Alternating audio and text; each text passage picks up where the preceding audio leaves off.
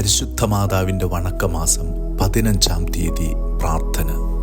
പരിശുദ്ധ കന്യകയെ, അങ്ങേ വിരക്ത ഭർത്താവായ യൗസേപ്പിനോടുകൂടി ബത്ലഹേമിൽ ചെന്ന് വാസസ്ഥലം അന്വേഷിച്ചിട്ട് ലഭിക്കാതിരുന്നതിനാൽ വളരെ അധികം ക്ലേശങ്ങൾ സഹിച്ചുവല്ലോ.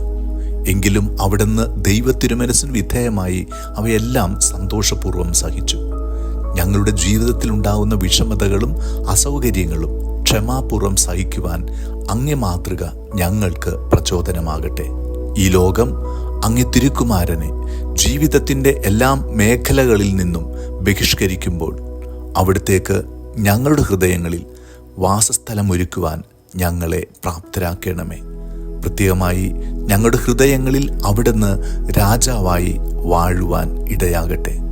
അങ്ങും അങ്ങേ ദിവ്യസുതനും ഞങ്ങളിൽ എന്നും ഭരണം നടത്തേണമേ. സുകൃത ജപം. സ്വർഗരാജ്ഞി, ഞങ്ങളെ സ്വർഗീയ ഭാഗ്യത്തിന് അർഹരാക്കണമേ.